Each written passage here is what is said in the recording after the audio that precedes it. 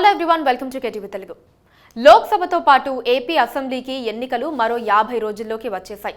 నేతల మాటలు లక్ష్మణ రేఖను దాటుతున్నాయి. తెలుగు జనానికి కాస్త వెటకారం తోడైతే కానీ అసలు విషయం అర్థం కాదని నేతలకు కూడా తెలుసు. అందుకే మడత పెట్టే కథ తెర మీదకు వచ్చింది.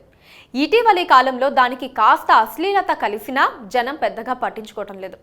మడత పెట్టి మరీ ఎంజాయ్ చేస్తున్నారు. తిట్ల పురాణం తెలుగు రాజకీయాల్లో సాధారణ విషయం. ఎన్ని తిట్లు తిట్టినా ఇంకా 2 మిగిలే ఉన్నాయన్న ఫీలింగ్ నేతల్లో ఎప్పుడూ ఉండనే ఉంటుంది. పైగా దుష్ట చతుష్టయం, సన్నాసి లాంటి తిట్లు ఇప్పుడు అందరికీ ఆమోదయోగ్యమైన పదజాలంగా మారిపోయాయి.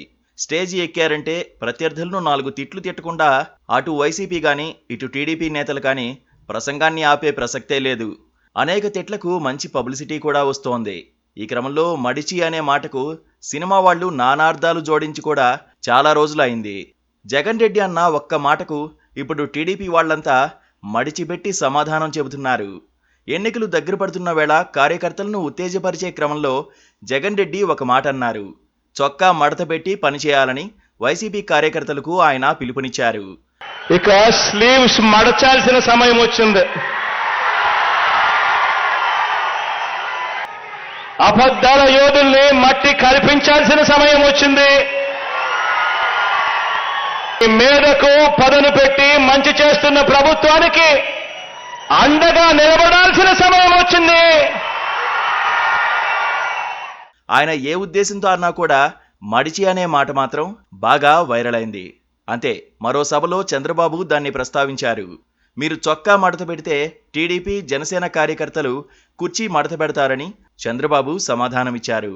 ముఖ్యమంత్రి ఒక సభలో మాట్లాడుతూ చొక్కా చేతులు మడతబెట్టే సమయం వచ్చింది. చొక్కా చేతులు మడత పెడతాడంట.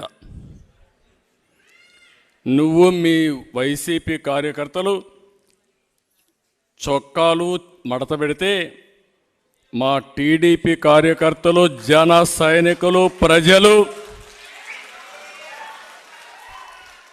కుర్చీలు మడత పెడతారు. అందరూ కుర్చీలు మడత పెడితే ఏమవుతుందో తెలుసా? జగన్ రెడ్డి, నీ కుర్చీ లేకుండా పోతుంది. ఇక ముఖ్యమంత్రి కుర్చీనే ప్రజలు మడతపెట్టి ఇంటికి పంపించే రోజులు 2 నెలల్లో ఉన్నాయని నారా లోకేష్ కూడా అటాక్ చేశారు. విజయనగరం జిల్లా శంఖారావం సభలో ఆయన కుర్చీ మడతపెట్టి మరీ చూపించారు. మడత పెట్టడం అనే మాటకు ద్వంద్వార్థాలు కూడా ఉన్నాయి. లాగి కొడతారన్న అర్థం కూడా అందులో వెతుక్కోవాల్సి ఉంటుంది. జగన్ కి నేను హెచ్చరిక జారీ చేస్తున్నా, మా జోలికి రావద్దు. పొరపాటున వస్తే నీ సీటు మర్చబెట్టి నీకు సీటు లేకుండా చేసే బాధ్యత మేము తీసుకుంటాం.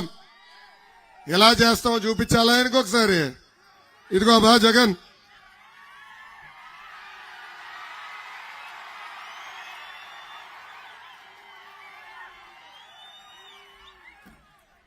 ఏమ్మా రెడీనా? సీటు మడత పెడదాం, రెడీనా?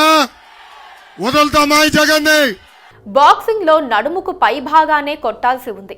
దానికి కింద కొడితే బీలో ది బెల్ట్ అన్న నియమాన్ని పాటిస్తూ కొట్టిన వ్యక్తిని అనర్హుడిగా ప్రకటిస్తారు. రాజకీయాల్లో అలాంటిదేమీ లేదు. ఎక్కడైనా కొట్టొచ్చు, ఎవరు ఎవరినైనా తిట్లతో కొట్టొచ్చు. ఏ మాటైనా మాజీ ముఖ్యమంత్రి సతీమణి నారా భువనేశ్వరిని నిండు సభలో అవమానపరిచినా వెనకేసుకు రావడానికి 10 మంది రెడీగా ఉంటారు. అసెంబ్లీ ఎపిసోడ్ అందరికీ గుర్తుండే ఉంటుంది.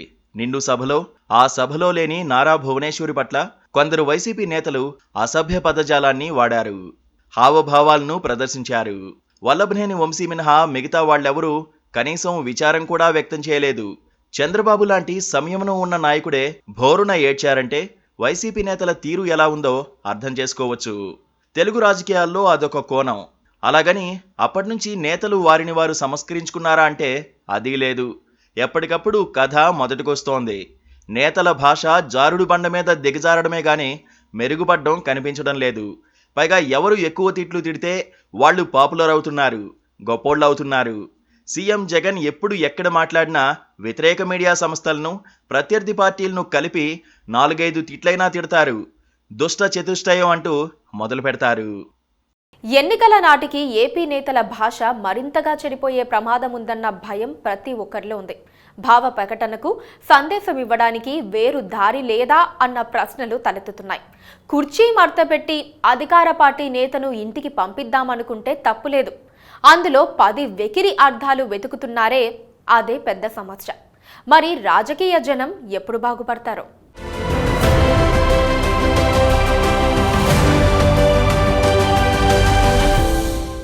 Please do subscribe to Please do subscribe to Please do subscribe to Please do subscribe to Please do subscribe to Please do subscribe to KTV Telugu.